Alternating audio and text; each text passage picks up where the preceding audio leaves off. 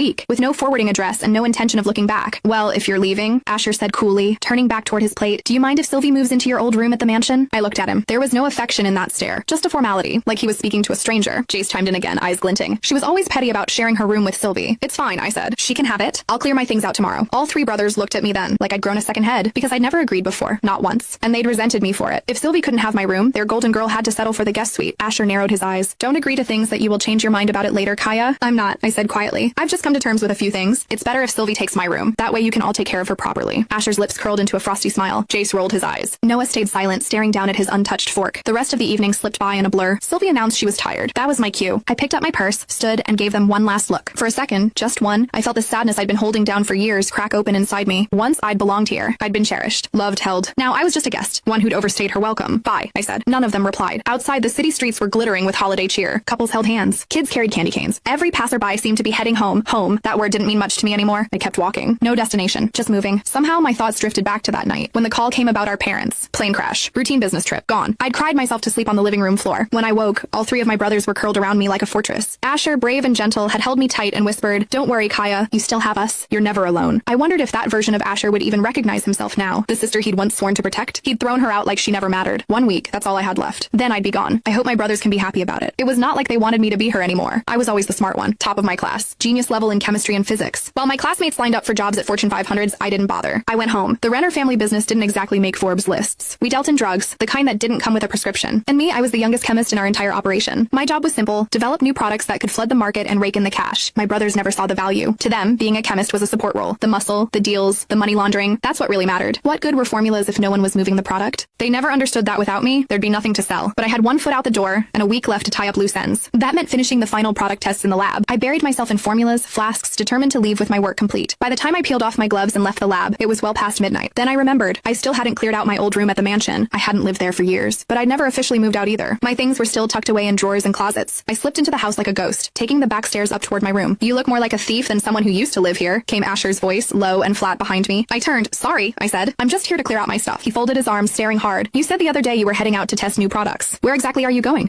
My eyes flicked behind him. Sylvie had crept out of the shadows, watching me with innocent curiosity. "Just the old lab in Cuba," I said smoothly. "Nothing major." "Good." He nodded once. "Do your job well?" He turned to go. Sylvie hesitated. "Kaya," she whispered, her voice low enough that only I could hear. "How long will you be gone?" "A long time." I watched her face brighten like I'd handed her an early Christmas gift. Asher glanced back. "Sylvie, is Kaya bothering you again?" "No!" She shook her head too fast. Then she turned to me with wide eyes and a syrupy smile. "I just don't want Kaya to leave, and I can't stay in her room. Please don't move out." "Don't worry," I said quietly. "I won't ask for it back." Jace strolled up the staircase, arms crossed and smirking. "Wow, so dramatic. If you're really leaving, maybe just leave. Spare us the monologue." I didn't answer, just turned and walked into my room. The second I stepped inside